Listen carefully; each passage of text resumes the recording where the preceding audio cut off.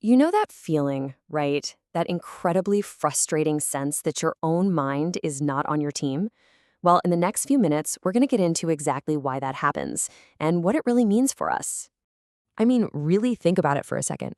You make a solid decision, your intentions are 100% there, and yet, when that moment arrives, bam, the same old reaction just pops out. It is so frustrating, isn't it? It can feel like you're in a battle with yourself. You want to be calm, but anger just takes over. You want to feel sure of yourself, but you start overthinking everything. So, what is actually going on here? Okay, so the key to all of this is realizing that most of the time our mind is kind of just running on autopilot. To actually get back in the driver's seat, we first have to understand where these automatic reactions are coming from in the first place. And here is the most important thing to get. This is not about a lack of willpower. Not at all. Your conscious mind, the part that's listening to me right now and making choices, that's just the tip of the iceberg. These automatic reactions, they're bubbling up from way deeper, from these subconscious patterns we've built up over time. Think about it like this. Imagine water flowing over the same spot on the ground, over and over again. After a while, it's going to carve a channel, right?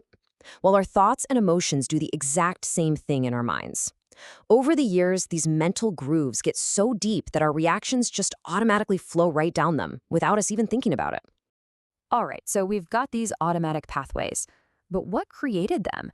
Where did they come from? Well, it turns out it all goes back to our past experiences. You see, everything significant that's ever happened to us, especially things that were supercharged with emotion, they don't just disappear. They leave behind a little something, a kind of emotional echo that keeps vibrating inside of us. And those echoes from the past, they become the invisible force that drives our reactions today. They basically create a subconscious filter that colors how we see the world. That's why sometimes a tiny little thing can happen, and we have this huge, out-of-proportion reaction. It's because it's not just about what's happening now, it's hitting one of those old emotional echoes. Okay, so if these hidden imprints have so much control over us, what even are they? Is there a way to actually understand what's going on underneath all of this? Yes, there is. And it turns out there's a specific name for these hidden patterns. And just giving something a name is, believe it or not, the first step to understanding it and maybe, just maybe, changing it. Let's take a look. They're called Samskaras. Think of them as subtle emotional imprints left behind by our experiences. And here's the key. It's not the memory of what happened that's the big deal. It's the emotional charge from that event that gets stored deep inside of us. The process is actually pretty simple, but it's so powerful. Something happens, it creates an emotion, and that emotion leaves a little imprint, a samskara. One by one, day after day, year after year, these things build up, and before we know it, they've created this whole inner program that's running our lives from behind the scenes. And what's the result of all these imprints building up? Well, you get this feeling that everything inside is just topsy-turvy. Our mind gets stuck reacting based on old, outdated programming instead of responding with freshness to what's right in front of us. By the way, to really get a handle on this, it's super helpful to understand the difference between feelings and emotions.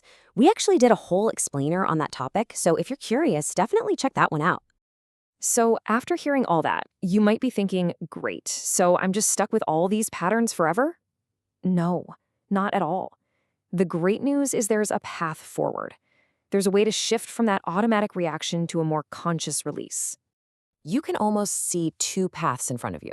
On one side, you've got that autopilot loop we've been talking about, where we get triggered, we react, and the pattern just gets stronger. But then there's this other, more conscious path. Instead of being triggered, we can start to understand the imprints. Instead of just reacting, we can learn to observe. And here's the game changer. Instead of reinforcing the pattern, we can learn to gently let it go. And that's the million-dollar question, isn't it? It's one thing to say, just release the pattern, but how on earth do you let go of something you don't even know is there? How do you work on something that's buried so deep?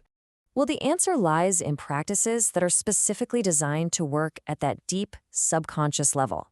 You can think of it as a kind of inner cleaning, a gentle way to clear out these deep-seated impressions.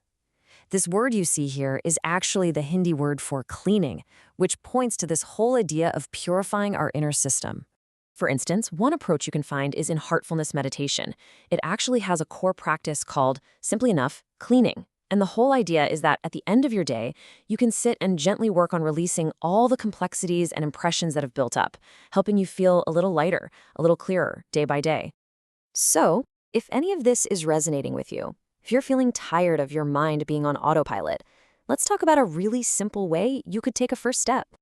Look, the point of all this isn't for you to just believe some theory. It's really an invitation for you to experiment, to become a scientist of your own inner world, and just see for yourself if you notice a difference. And for anyone who's curious, Heartfulness actually makes this super easy to try. They offer free one-on-one sessions with volunteer trainers, all designed to just let you experience it for yourself with absolutely no pressure or commitment.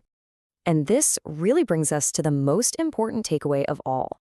That feeling like you're at war with your own mind, it's not a sign that you need to fight harder. True, lasting change doesn't start with fighting the mind. It starts with understanding it. Realizing that your reactions are just echoes of the past and not who you truly are, that is the first and most powerful step you can take.